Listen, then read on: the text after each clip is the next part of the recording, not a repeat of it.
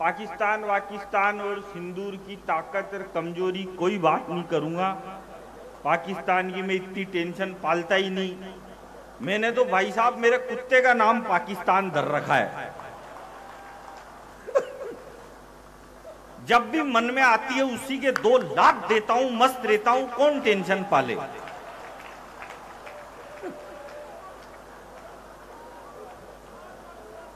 उधर पाकिस्तान कश्मीर पे हमला करता है, इधर मैं अपने कुत्ते का रावलपिंडी लाल कर देता हूं।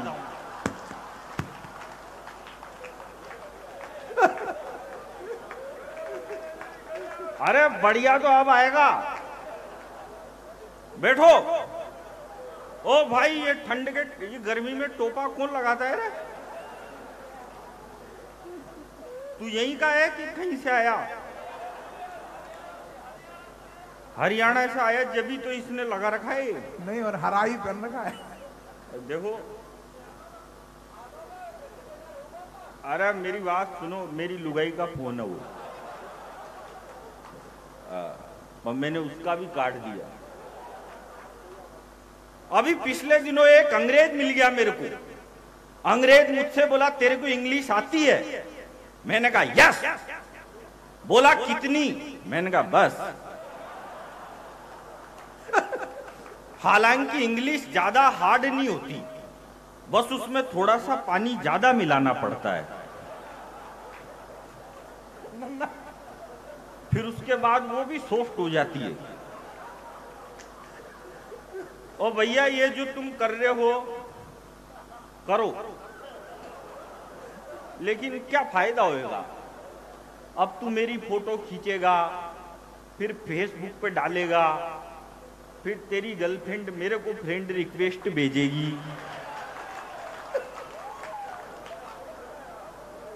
तो नुकसान तेरा ही होगा। और ये जो भैया आप ये रिकॉर्डिंग कर रहे हो ना, ये जमाना गया। अब हम पुरुष तो कम करते हैं यूज, ये लड़कियां ज्यादा करती हैं। अब इन लड़कियों को फोटो खींचना हो,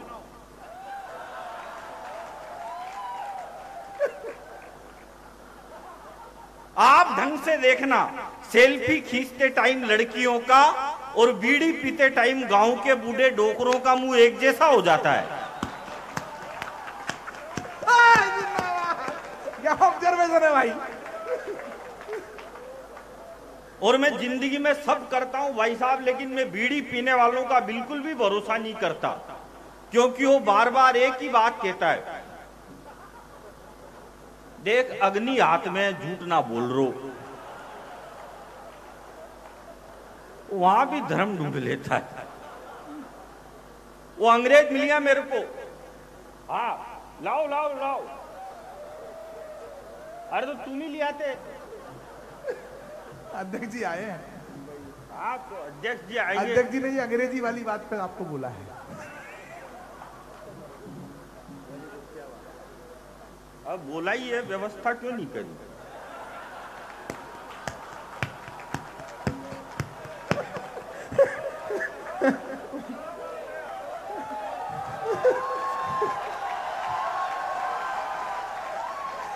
और सुनो, महेंद्र भाई साहब को रोको, वो व्यवस्था पर न निकल गए। मेरे भाई, जब कोरोना काल में इस देश की अर्थव्यवस्था गर्त में चली गई थी, जब कोरोना काल में इस देश की अर्थव्यवस्था को न बीजेपी ऊपर उठा सकी, न कांग्रेस ऊपर उठा सकी, न राहुल गांधी ऊपर उठा सके, न मोदी जी ऊपर उठा सके, तब देश की सरकार ने न सबसे पहले मंदिर खोला, न मस्जिद खोली, न गिरजाघर खोले, न गुरुद्वारे खोले। हिंदुस्तान की सरकार को केवल एक ही कौम पर भरोसा था,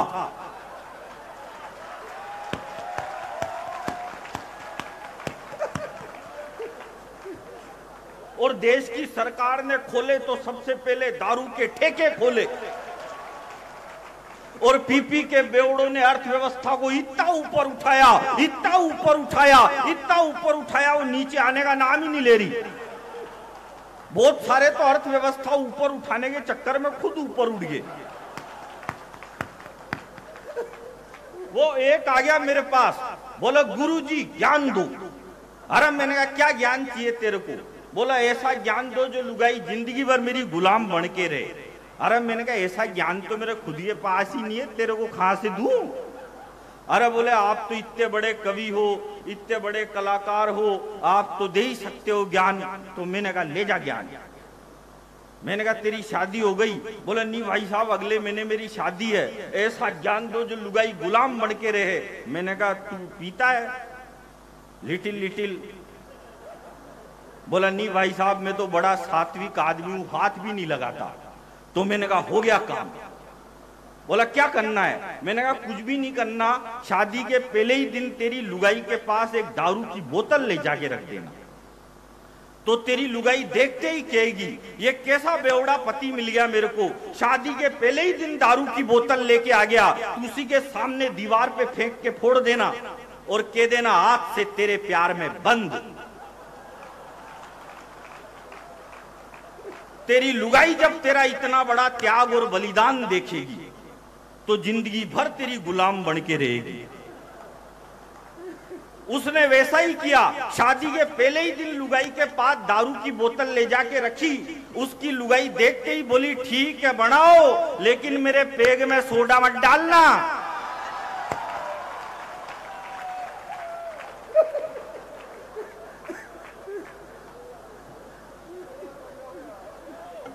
अरे गजब करना पड़ता है भाई साहब, रात के 12:30 बजे गजब नहीं करे तो फिर करे क्या?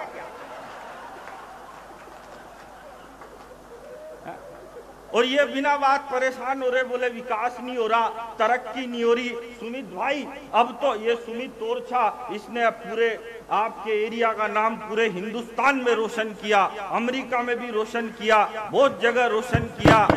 और ये बात मैंने इसलिए बोली क्योंकि इसने कहा था बोल देना, जो मैंने कहा बोल देते हैं यार। अरे राम। हाँ, कल आजाद जी ने बुलाया मेरे को, तो कल इनके बारे में बोलूंगा। तो बिना बात विधायक साहब सब परेशान हो रहे, और आप मेरे को सुन रहे हो ना, अब आप मंत्री भी बनोगे। बहुत अच्छे। और हालांकि नहीं सुनते तो मंत्री फिर भी बन सकते थे, उसमें कोई खास बात थोड़ी है। भाई तेरे को ये दाढ़ी का तो एक्स्ट्रा ख्याल रखना पड़ता होगा ना।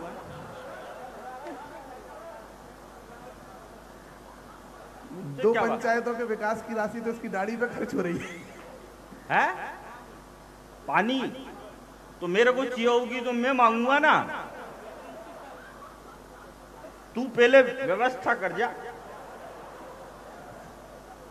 यहां बैठ। बिना बात परेशान हो रहे विधायक साहब, अब तो हमने इतनी तरक्की कर ली, इतनी तरक्की कर ली, अब तो हमने चांद पे तिरंगा गाड़ दिया। अब तो पाकिस्तान वाले भी फक्र से कह सकते हैं कि चांद हमारे बाप का है। जिंदाबाद भाई साहब, वाह वाह वाह। अरे जिंदाबाद तो अब आएगा। हालांकि हम ऐसे ही नहीं पहुंचे चांद पे, इसके लिए सर हमने ट्राई किया था कविता जी, इसके लिए हमने मेहनत की थी। इसके पहले भी हम चांद पे जाने से 2 किलोमीटर से चूक गए थे, तो ये सारे छोरे छोरी बावड़े हो गए। ये फेसबुक, ट्विटर, व्हाट्सएप पे लिखने लग गए, बोले हिंदुस्तान चांद पे जाने से 2 किलोमीटर से चूक गया, हमारा विक्रम चांद पे जाने से 2 किलोमीटर से चूक गया, हम चंद्रयान पे जाने से 2 किलोमीटर से चूक गए। अब मैं आपको एक बात बताऊं, हम 4 भाई हैं। जो मेरा सबसे बड़ा भाई है वो एमकॉम पास है, वो भी ऐसे ही चपले ढूंढता है। मिल गई कि दूसरे के पेन के रिसक रहा है। मैं भी, मेरी कोई ले जाता है तो मैं भी किसी की पेन के ही जाता हूं। उबाने पांव कौन जाए यार। जो मेरा सबसे बड़ा भाई है वो एमकॉम पास है और वो बेरोजगार है। जो मेरा दूसरा भाई है वो एमबीए पास है, वो भी बेरोजगार है। जो तीसरा है वो एमए है, जो कोई भी कर लेता है। और जो चौथा है वो मैं हूं, मैं केवल 5वीं पास हूं। और मैं हिंदुस्तान के हंसी के सबसे बड़े show the great Indian laughter challenge का विजेता हूं।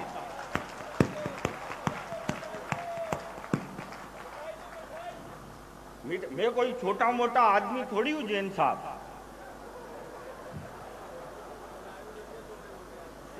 मैंने लाफ्टर चैलेंज में जिसको हराया उनमें से एक तो पंजाब का मुख्यमंत्री है। बहुत अच्छे। ये बोल रहे चांद पे जाने से 2 किलोमीटर से चूक गए, फेसबुक, ट्विटर, व्हाट्सएप पे लिखने लग गए। अब मैं आपको बताऊं भाई साहब, मैं लाफ्टर चैलेंज का विजेता हूं। अब ये जो जोर जोर से बोल रहे कि हम चांद पे जाने से 2 किलोमीटर से चूक गए, हम चांद पे जाने से 2 किलोमीटर से चूक गए। अब एक बात बताओ निवाड़ी वालों, जब मेरे पिताजी को लाफ्टर चैंपियन पैदा करने के लिए 3 पड़ाव पार करने पड़े और एक बार में ही बोले हम चांद पे जाने से 2 किलोमीटर से चूक गए, हम चांद पे जाने से 2 किलोमीटर से चूक गए। ट्राई तो करो भाई, कोशिश करनी पड़ती है। ज्यादा पढ़ा लिखा होने से कुछ भी नहीं होता। अब जैसे आप जो सोफे पे बैठे हो, आप तो पढ़े लिखे ही होंगे भाई, स्टेज पे बैठे हो, बेचारे कवियों को भी एक साथ नहीं बैठने दिया, एक उधर घुस रहा, एक दूसरे कोने में घुस रहा। लेकिन ज्यादा पढ़ लिख के कोई 3 नहीं मान लिया। 5वीं पास कोई रहे हो,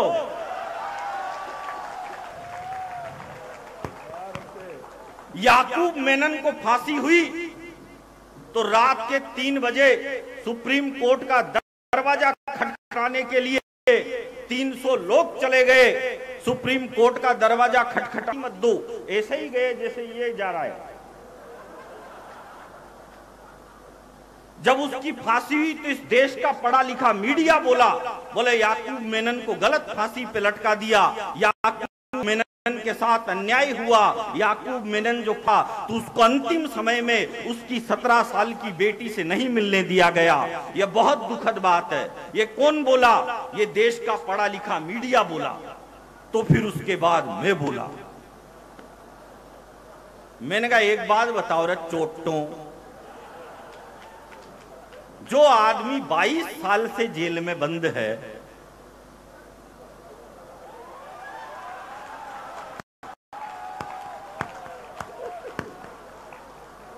उसके 17 साल की बेटी कौन सी वेबसाइट से डाउनलोड करते हो यार?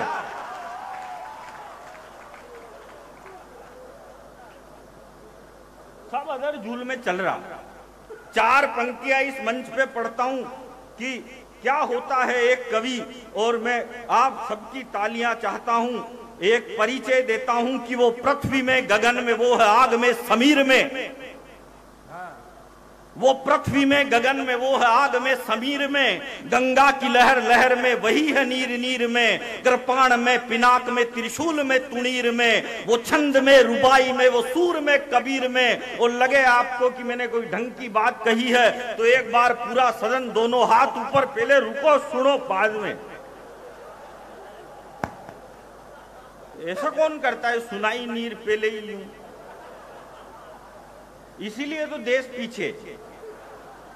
वो पृथ्वी में, गगन में, वो है आग में, समीर में। गंगा की लहर लहर में, वही है नीर नीर में। कृपाण में, पिनाक में, त्रिशूल में, तुणीर में। वो छंद में, रुबाई में, वो सूर में, कबीर में। सजा लिया है पुष्प मैंने आरती के थाल का, मैं भक्त महाकाल का, मैं भक्त महाकाल का।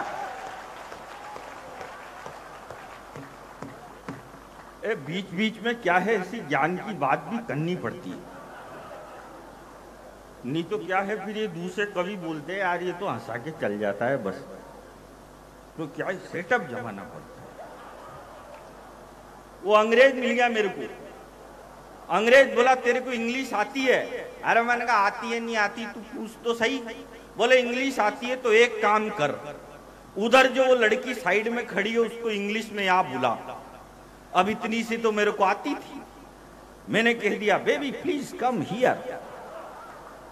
लड़की आ गई, बगल में खड़ी हो गई, लेकिन अंग्रेज भी पट्टा 1.5 छाना। बोला अब इसको इंग्लिश में वापस वहीं भेज। अब ये वाली मेरे को नहीं है। लेकिन मैं भी इंटेलिजेंट आदमी, भगवान कसम में वहीं पे गया जहां से लड़की आई थी।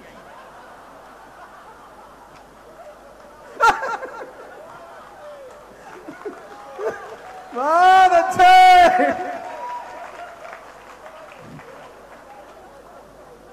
दिमाग होना चाहिए।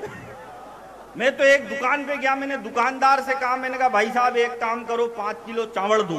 बोला किस में लेके जाएगा? अरे मैंने कहा ये थैला लेके आया हूँ, इसमें लेके जाऊंगा। उसने 5 किलो चावल थैले में डाल दिए। मैंने कहा एक काम कर 5 किलो गेहूं भी दे। वो बोला ये किस में लेके जाएगा? अरे मैंने कहा इसी में मिक्स कर दे, मेरी लुगाई फिर ये बीनती रहेगी, तेरे को किस बात की टेंशन है? उसने दोनों एक में मिक्स कर दिए। मैंने कहा एक काम कर 5 किलो बाजरा भी दे। वो बोला अब ये किस में लेके जाएगा? मैंने कहा कर दे इसी में मिक्स, लुगाई करती रहेगी अलग अलग, तेरे को कई बात की टेंशन है। अब उसने तीनों एक में मिक्स कर दिए। अब मैं जैसे ही थैला उठा के जाने लगा तो बोला भाई साहब पेमेंट। मैंने कहा पेमेंट अगले साल। बोला मैं उधारी में धंधा नहीं करता। मैंने कहा नहीं करता तो तेरा माल वापिस पकड़, अपने को कई बात की टेंशन है यार।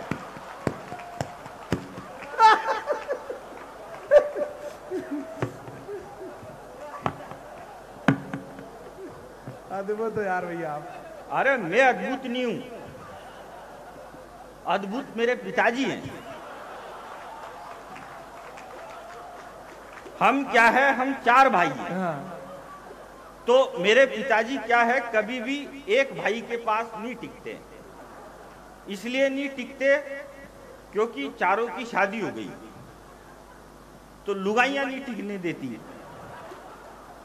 तो वो कभी क्या है, मेरे बड़े भाई के पास रहते हैं 2 महीने, 2 महीने भी दूसरे के पास रहते हैं, 2 महीने तीसरे के पास रहते हैं, फिर मेरे पास भी रहते हैं 1-2 महीने, क्योंकि मैं खुद भी तो नहीं रहता ना। फिर पिताजी मेरे हैं तो कभी कभी दूसरों के घर पे भी रह लेते हैं। ऐसे ही हम राजस्थान वाले भी क्या है कि पिताजी है चुनाव के मामले में, हम क्या है 5 महीने तो कांग्रेस के पास रहते हैं, 5 महीने बीजेपी के पास रहते हैं, 5 महीने फिर कांग्रेस के पास रहते हैं, पर परमानेंट किसी के पास नहीं रहते। और तब तक नहीं रहेंगे जब तक हमें कोई योगी आदित्यनाथ नहीं मिल जाता। वरना मैं आपको बताऊं भाई साहब, जब मैं मोदी जी को सुनता हूं तो मैं बीजेपी को वोट देने के लिए प्रेरित होता हूं। फिर मैं राहुल जी को सुनता हूं तो मैं बीजेपी को वोट देने के लिए मजबूर हो जाता हूं। हमारे देश के पहले प्रधानमंत्री थे नेहरू जी। नेहरू जी के कपड़े विदेशों में धुलने जाते थे, मोदी जी ऐसा नहीं करते। मोदी जी के 10-20 जोड़ी गंदे होते हैं, वो खुद ही विदेश चले जाते हैं, सारे एक बार में धुलवा लाते हैं। बार बार का टंटाई कौन पाले? अच्छा, जब अटल बिहारी वाजपेयी बीजेपी के पहले प्रधानमंत्री बने तो एक कांग्रेस वाले कहते थे, बोले ये अटल जी तो बिल्कुल भी अच्छे प्रधानमंत्री नहीं है, ये बीजेपी वालों को देश चलाना ही नहीं आता, ये अटल जी तो बिल्कुल भी अच्छे प्रधानमंत्री नहीं है। फिर अटल जी की उन्होंने 13 दिन में सरकार गिरा दी। फिर अटल जी पीछे हटे तो अडवाणी जी मुख्य धारा में आए। तो अडवाणी जी ने क्या करा, अडवाणी जी ने पाकिस्तान में जाके जिन्ना की मजार पे फूल चढ़ा दी। तो जिन्ना की पे तो नहीं चढ़े, उनकी पे ही चढ़े। तो अडवाणी जी भी पीछे हटे। तो ये बोले कि अडवाणी जी तो और खराब है, इनसे तो अटल जी लाख गुना अच्छे थे। अडवाणी जी तो और खराब है, इनसे तो अटल जी लाख गुना अच्छे थे। फिर अडवाणी जी भी पीछे हटे। फिर वो आए 56 इंच की छाती वाले, चाय वाले। तो चाय वाले को देख के बोले कि चाय वाला तो और खराब है, इनसे तो अडवाणी जी लाख गुना अच्छे थे, इनसे तो अटल जी लाख गुना अच्छे थे। और मैं तो कह रहा हूं रे कांग्रेस वालों, अभी तो तुमने चाय वाला देखा है, जिस दिन यूपी का गाय वाला देख लिया उस दिन कांग्रेस वालों को ये नरेंद्र मोदी देवता नहीं लगने लग जाए तो मेरी गारंटी।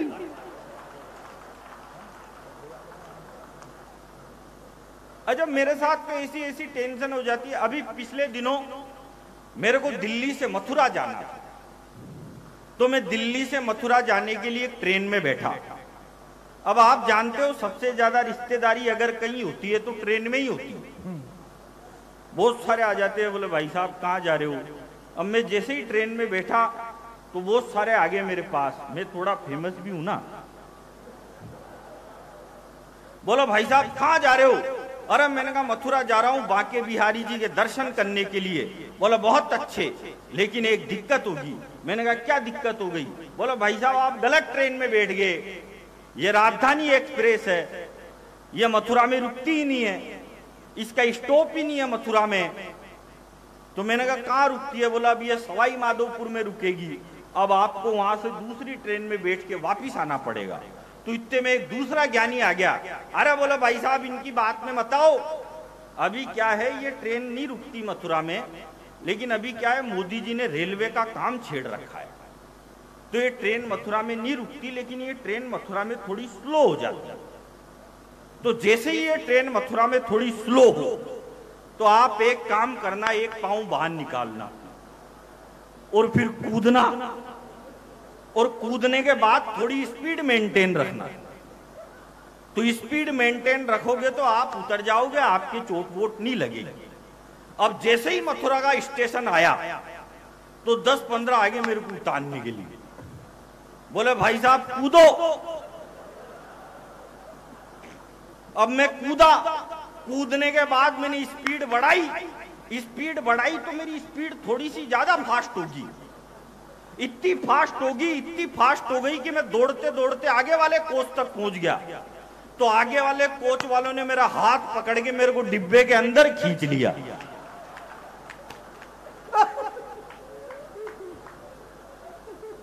और ये तो कुछ भी नहीं हो, खींच गई हूं और बोले भाई साहब आपकी किस्मत अच्छी है, वरना ये ट्रेन तो मथुरा में रुकती भी नहीं है।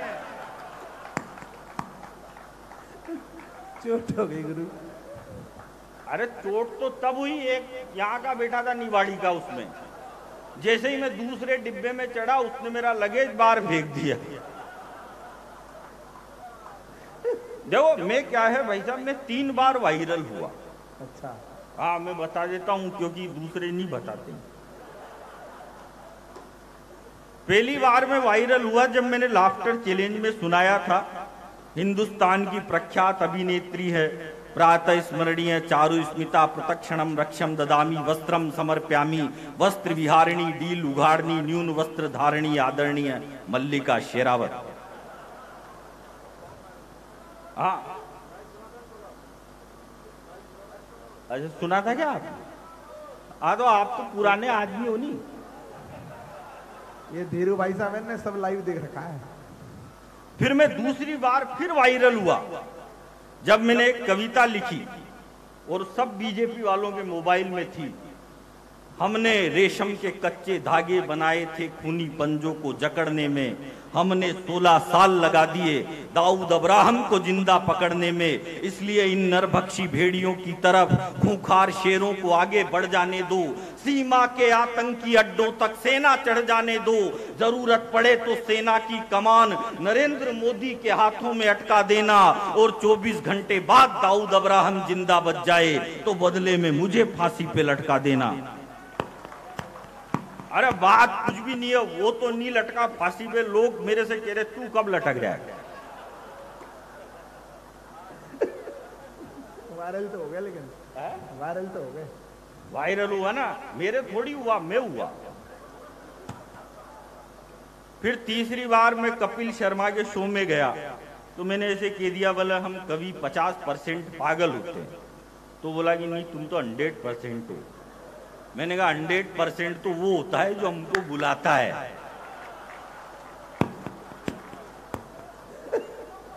लेकिन एक बात बताता हूं मैं आपको, इस मंच पे ज्यादा पढ़ा लिखा होने से कुछ भी नहीं होता और ज्यादा अमीर होने का भी कोई फायदा नहीं है। अमीर आदमी वो नहीं होता जिसके घर के बाहर 10 BMW खड़ी हो, अमीर वो भी नहीं होता जिसके पास 1000 एकड़ की संपत्ति हो। जिस घर के बाहर बच्चे और बुजुर्ग मुस्कुराते हुए मिले, समझ जाओ वही घर अमीरों का है। अभी देश में क्या चल रहा, अभी महाराष्ट्र में कह रहे, बोले कि महाराष्ट्र में रहना है तो मराठी बोलनी पड़ेगी। एक मारवाड़ी बच्चे को वहां पर इसलिए पीटा गया कि उसको मराठी नहीं आती थी। एक बिहारी को कूट दिया, बोला मराठी बोलनी ही पड़ेगी। मैं आपको एक बात बताता हूं, निवाड़ी के मंच पर विधायक साहब, एक बार एक जंगल के सारे जानवर इकट्ठा होके शेर के पास चले गए और शेर से बोले जाके, राजा जी ये जंगल में सियार बहुत हू हू करते हैं, आप एक काम करो इनको जेल में डालो। सुनना नया, बोले सियार बहुत हू हू करते हैं, आप एक काम करो इनको जेल में डालो। तो शेर बोला जी सियार हू नहीं करेगा तो क्या करेगा? बोला भाई साहब नींद डिस्टर्ब होती है, जेल में डालो। तो शेर ने सियारों को जेल में डाल दिया। 4-5 दिन बाद फिर पहुंच गए, बोला भाई साहब इस जंगल में बहुत गधे भी ढेचू ढेचू करते हैं, इनको भी जेल में डालो। हालांकि जंगल में गधे नहीं होते, उसको मैं कैसे पकड़ के ला सकता हूं, उसको कैसे जेल में डाल सकता हूं? तो सारे जानवर इकट्ठा होके बोले राजा जी अगर जेल में नहीं डाल सकते तो इस्तीफा दो। तो शेर ने इस्तीफा दे दिया। अगले दिन फिर कुत्ते को राजा बनाया गया। ध्यान रखना मेरी बात, जिस दिन भी शेर इस्तीफा देगा कोई न कोई कुत्ता ही राज करेगा। शेर ने इस्तीफा दे दिया, कुत्ते को राजा बनाया गया। कुत्ता जैसे ही राजा बनाया तो उसने जाते ही घोषणा कर दी, दाढ़ी वाले भाई साहब तुम भी राजा बनने जा रहे हो क्या? कुत्ता जैसे ही राजा बना तो उसने घोषणा कर दी, आज से न जंगल में कोई ढेचू ढेचू करेगा, न आज से जंगल में कोई हू हू करेगा, न आज से कोई जंगल में काऊ काऊ करेगा। जिसको भी जंगल में रहना है केवल भों भों करनी पड़ेगी और कोई भी भाषा इस जंगल में नहीं चलेगी। तो जानवर बोले जी हम भों भों कैसे कर सकते हैं? तो राजा बोला, कुत्ता जो राजा बन गया था, बोलो नहीं कर सकते हो तो जाओ जंगल छोड़ के दूसरे जंगल में जाओ। सारे जानवर दूसरे जंगल में शिफ्ट हो गए। अब कुत्ता अकेला ही भों भों करता, अकेला ही भों भों सुनता, अकेला ही भों भों करता, अकेला ही भों भों सुनता। इसलिए कहता हूं भाई साहब, जिसको मराठी, जिसको भों भों करनी आती है करने दीजिए, जिसको ढेचू ढेचू आता है उसको ढेचू ढेचू करने दीजिए, जिसको मराठी आती है उसको मराठी बोलने दीजिए, जिसको बिहारी आती है उसको बिहारी बोलने दीजिए। क्योंकि भाषा कभी भी विवाद का विषय नहीं होती, भाषा हमेशा संवाद का विषय होती है। और इतनी दिक्कत है आपको हिंदी से, तो बंद करो इस फिल्म इंडस्ट्री को, इसको यहां निवाड़ी में शिफ्ट करो। जब मुंबई में कसाब ने हमला किया था तो महाराष्ट्र के विजय सालस्कर भी शहीद हुए थे, तुकाराम उम्बले ने भी अपने प्राण गंवाए थे, लेकिन केरल का एक बेटा संदीप उन्नी कृष्णन भी शहीद हुआ था और उत्तराखंड का गजेंद्र सिंह बिष्ट ने भी अपनी छाती में गोली खाई थी। ये देश मध्य प्रदेश, राजस्थान, महाराष्ट्र से नहीं 150 करोड़ लोगों की शक्ति से चलता है। 28 राज्य हैं हमारे, 8 केंद्र शासित प्रदेश है, तब जाके पूरा हिंदुस्तान होता है। ये लोग हिंदुस्तान को तोड़ने की कोशिश कर रहे हैं और वो राहुल गांधी वो जोड़ने की कोशिश कर रहा। और मैंने कहा भाई साहब आप ये देश जोड़ने की कोशिश क्यों कर रहे हो? तो बोले कर रहे हैं जोड़ने की कोशिश। मैंने कहा फिर तोड़ा क्यों था तुमने? खुद ही तोड़ रहे और खुद ही जोड़ रहे। हाँ एक बात बता, तू खुद ही गड्ढा खोदेगा तो फिर गड्ढे में वही फंसेगा ना यार। अच्छा हमारे पड़ोस में एक लड़का है, वो लड़का थोड़ा अटक अटक के बोलता है। अब वो एक दिन मेरे पास आ गया, बोला भाई साहब। मैंने कहा क्या हो गया? बोला भाई साहब गजब हो गया। मैंने कहा क्या गजब हो गया? बोला भाई साहब अभी अभी नई मूवी देख के आ रहा हूं, अजय देवगन की रेड 2। मैंने कहा तो? बोला आप बोलो तो आपको ये स्टोरी सुनाओ। अब उसने मेरे को स्टोरी सुनाई, 3 दिन तक उसका इंटरवल ही नहीं आया।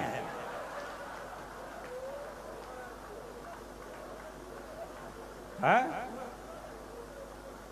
अच्छा, एक दिन वो एक दुकान पे चल गया, उसने दुकानदार से जाके कहा, बोला भाई साहब कोई काम धंधा हो तो बताओ। दुकानदार ने उसको 20 महाभारत दी, फिर आधे घंटे में बेच के आ गया। फिर बोला भाई साहब ये इतनी कम से मेरा पड़ता नहीं आ रहा, आप तो एक काम करो, एक बार में ही थोड़ी ज्यादा दो। तो दुकानदार ने उसको अब की बार 500 महाभारत दी, फिर वो 2 घंटे में फिर बेच के आ गया। तो दुकानदार का दिमाग खराब हो गया, बोले 500 महाभारत बेचने में आदमी को पूरी जिंदगी लग जाती है, तू जाता है घंटे 2 घंटे में कैसे बेच के आता है? तो बोला भाई साहब इसमें करना क्या है, घर घर जाता हूं, दरवाजा खटखटाता हूं और कहता हूं कि खरीद रहे हो कि पढ़ के सुनाऊं।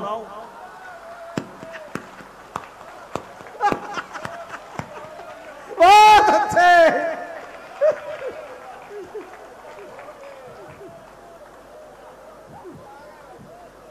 एक दिन फिर आ गया मेरे पास, बोला भाई साहब मैंने छोड़ दी महाभारत रामायण कुरान सब बेचना बंद। मैंने कहा अब क्या करेगा तू? बोला भाई साहब अब तो मेरी नई नौकरी लग गई। मैंने कहा नई नौकरी किस में लग गई तेरी? बोला भाई साहब नई नौकरी मेरी रेलवे में लग गई। मैंने कहा रेलवे में किस चीज की नौकरी लगी रे तेरी? बोला भाई साहब रेलवे में मेरी ये अनाउंसमेंट करनी किया। बोला रे राजधानी ये एक्सप्रेस प्लेटफॉर्म नंबर 3 पे आई थी, वापिस गई।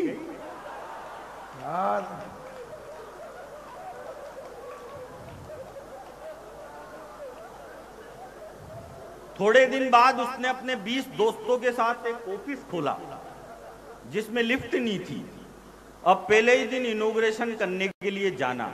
अब जैसे ही उन्होंने गाड़ी पार्क करी तो बोला ऊपर बाद में चलेंगे, पहले मेरी बात सुनो। अरे बोला तू बहुत देर में 20 फ्लोर चढ़ने हैं, लिफ्ट भी नहीं है। तो 2-3 फ्लोर चढ़ गए वो, फिर बोला रस सुनो अब बाद में बोलना। 4-5 फ्लोर चढ़ गए, फिर बोला रस बाद में बोलना। 10 फ्लोर चढ़ गया रस अरे बोला बाद में बोलना। 20 फ्लोर चढ़ गए, फिर सबने हाँफते हाँफते पूछा, बोला बता क्या बोल रहा था? बोला मैं तो ये बोल रहा था कि ऑफिस के ताले की चाबी तो नीचे कार में ही दे गई।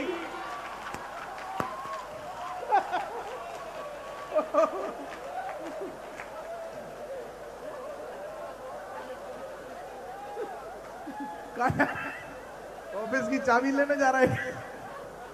भाई ज्यादा क्या है कि भरोसा नहीं करना चाहिए। दिल्ली में एक नेताजी ने कहा, बोला दिल्ली में एक गरीब आदमी 5 रुपए में पेट भर के खाना खा सकता है। यह बात सुन के फिर मैं दिल्ली गया। भाई साहब 20 रुपए तो निजामुद्दीन स्टेशन पे मेरे पेट खाली करने के लग गए।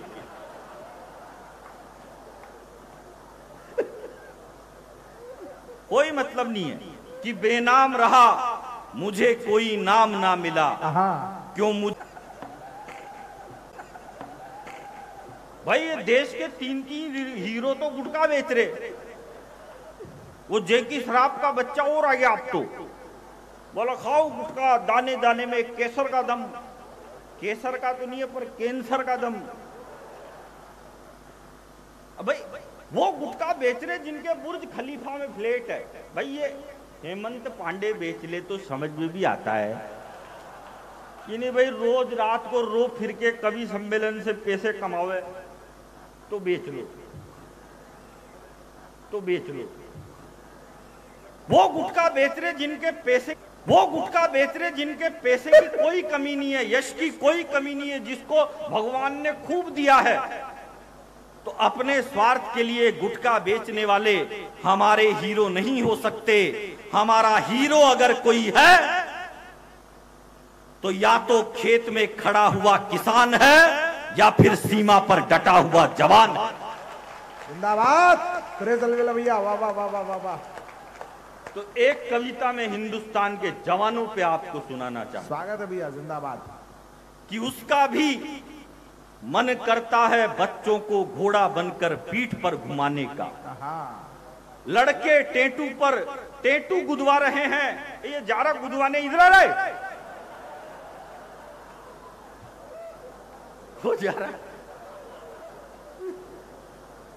वो तो पैदा ही गलत हो गया। नहीं भाई, जाने दो। दुनिया में जो भी पैदा हुआ है ना, वो कोई ना कोई काम करने के लिए पैदा हुआ है। जैसे राहुल गांधी पैदा हुए हैं, तो तुम बीजेपी वालों को जिताने के लिए पैदा हुए हैं।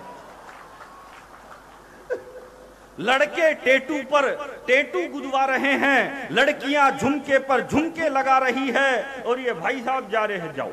लड़के टेटू पर टेटू गुदवा रहे हैं, लड़कियां झुमके पर झुमके लगा रही है। और जिनको झांसी की तलवार उठानी थी, वो रील्स पर ठुमके लगा रही है। होली पर पानी मत बहाओ, दिवाली पर पटाखे मत चलाओ। वो इजराइल इतना सा देश है, इतना सा नहीं है, थोड़ा ज्यादा बड़ा है, पर यूं छोटा सा है। वो इजराइल रोज एटम बम फोड़ रहा है, और ये हमको नहीं फोड़ने दे रहे।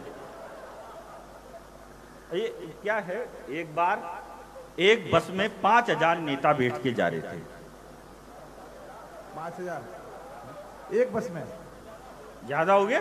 हाँ। आप बोलो मैं 4990 को अभी नीचे उतार दूं, लेकिन मैं ज्यादा, मेरे से ऐसे गड़बड़ हो जाती है। जैसे अभी तुम संचालन कर रहे हो प्रोग्राम का, तो कभी कभी ऐसे मेरे को भी दे देते हैं संचालन। तो एक बहुत बड़ा कवि था, कविता जी आपसे भी बड़ा, आप जिसकी टीम में हो उससे भी बड़ा।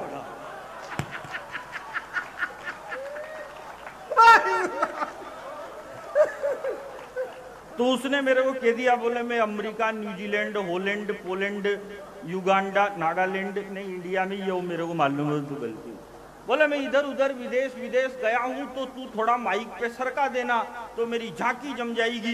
कह देना भाई साहब इतने बड़े कवि न्यूजीलैंड, अमेरिका, यहाँ वहाँ जाते हैं, ऐसे कह देना जो मेरी झांकी जम जाएगी। तो मैंने माइक संचालन में कह दिया, मैंने कहा भाई साहब इतने बड़े कवि, भाई साहब इतने बड़े कवि, भाई साहब ने 65,000 देशों की यात्रा करी। फिर मेरे को बाद में मालूम चला रहे इतने तो देश ही नहीं होते, थोड़ी ज्यादा सरक गई अपन से। थोड़ी नहीं, पर्याप्त ज्यादा सरक। आज पर्याप्त तो वो फिर क्यों कहते हो मेरे को? जब मेरे को नहीं आता संचालन तो मेरे को मत कराओ। मैं तो अभी कवि सम्मेलन में, अभी कलकत्ता कवि सम्मेलन में था, तो मेरी लुगाई मेरे से बोली, बोला घर आओ तो एक खाली बोरी लेके आना। मैंने कहा खाली बोरी का क्या करेगी? बोले गेहूं भरने। तो भाई साहब मैं घर गया तो मैं बोरी ले जाना भूल गया। तो लुगाई तो ताक में ही बैठी थी, बोले तुम बोरी लेके आ गए? अरे मैंने कहा बोरी लेके नहीं आया, शाम को ले आऊंगा। बोलो कोई बात नहीं, तुम बोरी नहीं लेके आए तो मैं ड्रम लेके आ गया। अरे मैंने कहा ड्रम लेके क्यों आई? बोले तुम बोरी लेके नहीं आए तो मैं ड्रम लेके आई। तो मैंने देखा, मैंने कहा भाई साहब ड्रम देखो तो सही कौन से कलर का है। तो मैं जैसे ही स्टोर रूम में गया, मैंने ड्रम देखा तो भाई साहब ड्रम नीला, ब्लू। अरे मैंने कहा तू काला, पीला, हरा, बैंगनिया और भी तो ला सकती थी, ये नीला क्यों लेके आई? अरे बोला आसमान नीला, मेरा फेवरेट कलर नीला, इसलिए नीला लेके आई। अरे मैंने कहा नीला क्यों लाई? बोला पानी नीला। अरे मैंने कहा पानी तो पनियारी होता है। अरे बोला हनी सिंह ने कहा है आज ब्लू है पानी पानी, इसलिए नीला लेके आई। तो भाई साहब फिर मैंने ड्रम का बिल चुराया। ड्रम का बिल चुरा के मैंने कहा दुकानदार से एक बार थोड़ी पूछताछ करते हैं। मैंने दुकानदार को फोन लगाया, मैंने कहा भाई साहब ड्रम मिल जाएगा क्या? बोला भाई साहब खूब मिल जाएंगे। मैंने कहा कौन से कलर का मिलेगा? बोला भाई साहब हरा मिल जाएगा, पीला मिल जाएगा, गुलाबी मिल जाएगा, बैंगनिया मिल जाएगा। मैंने कहा नीला चाहिए। बोला भाई साहब नीला नहीं मिलेगा। मैंने कहा क्यों नहीं मिलेगा? बोला भाई साहब स्टॉक में एक ही बचा था। आज एक चालबाज औरत आई थी, 500 रुपए के ड्रम के 5000 देके गई है। तो फालतू लुगाइयों से कौन मुंह लगे। कोरोना काल में तो एक दिन मेरी लुगाई मेरे लिए खाना बना के लाई। अब वो जैसे ही खाना लेके आई तो मैंने पेलाई घास खाया, और पेलाई घास खाते ही कह दिया, मैंने कहा तेने कौन सी सब्जी बनाई है, इसमें तो स्वाद ही नहीं आ रहा। ये कौन सी चटनी बनाई है, इसमें तो स्वाद ही नहीं आ रहा। तो मेरी लुगाई ने कोविड की मेडिकल टीम को फोन कर दिया, और फोन करके बोली कि मेरे हस्बैंड की जुबान का स्वाद गायब हो चुका है। तो हॉस्पिटल से 4 यमदूत आए, टांगा टोली करके ले गए मेरे को। लेकिन जैसे ही मेरे को बेड पे लिटाया तो उन्होंने मेरे से पूछा तुम किस किस से मिले थे। मैंने कहा मेरी लुगाई से, मेरी सासू से, मेरे ससुर से। ऐसा बदला लिया, पूरे खानदान को अंदर करवाया।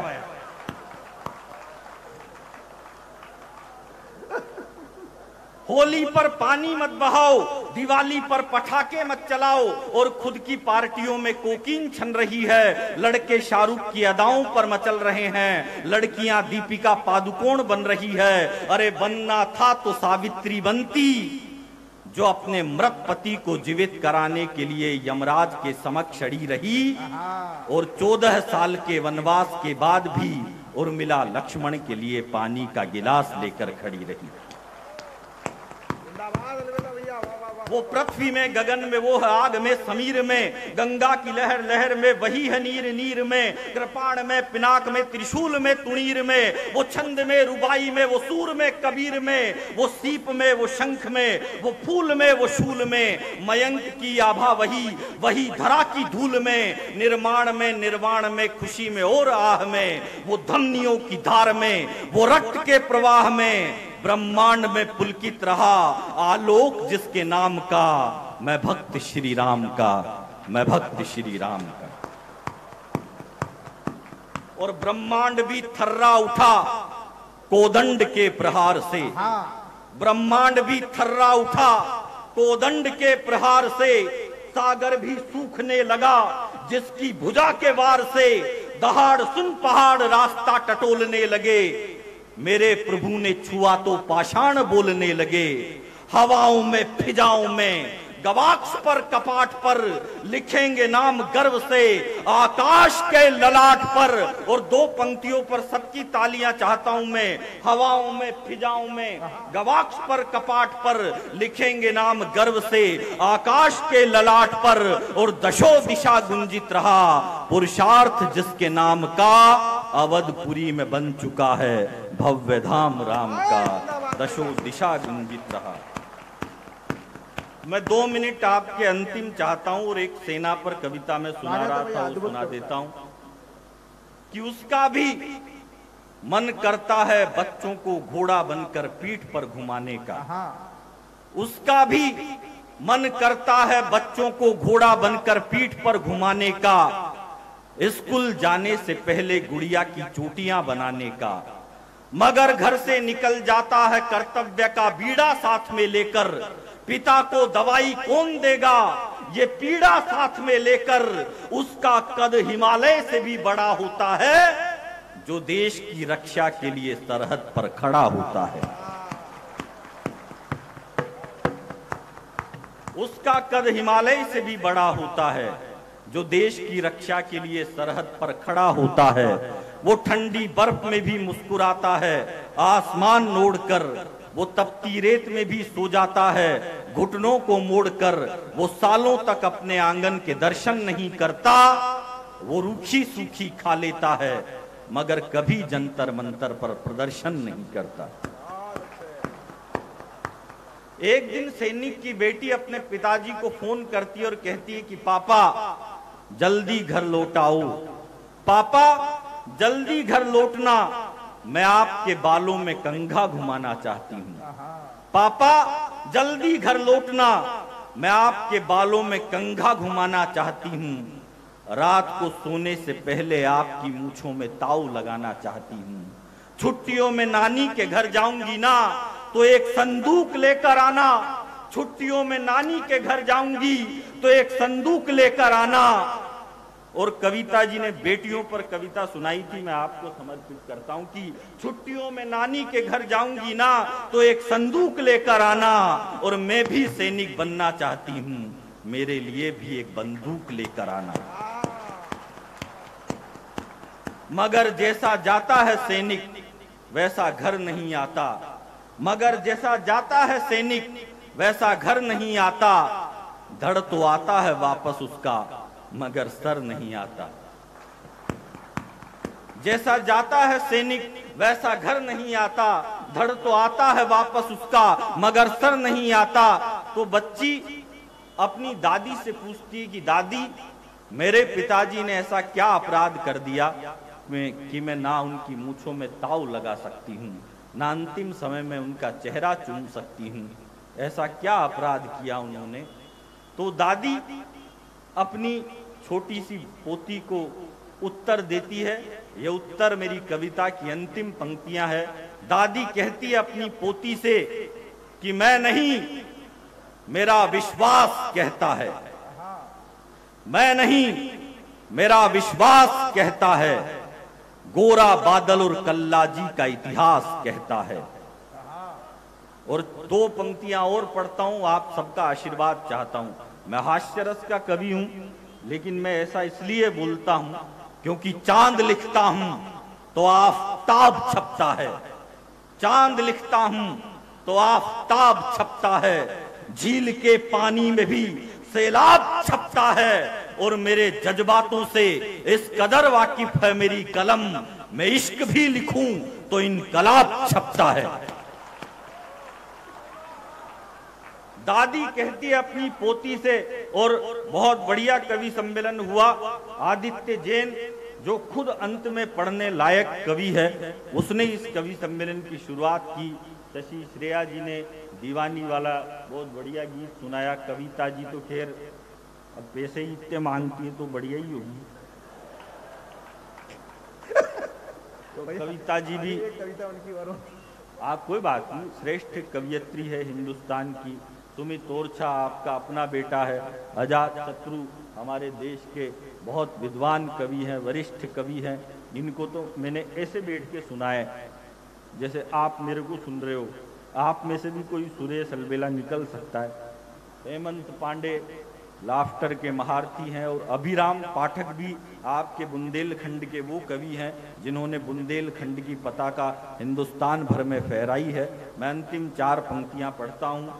दादी कहती है अपनी पोती को कि मैं नहीं, मेरा विश्वास कहता है, गोरा बादल और कल्लाजी का इतिहास कहता है। मैं नहीं, मेरा विश्वास कहता है, गोरा बादल और कल्लाजी का इतिहास कहता है। मेरा बेटा तिरंगा हाथ में लेकर बढ़ रहा होगा, और सर कट गया होगा तो धड़ लड़ रहा होगा।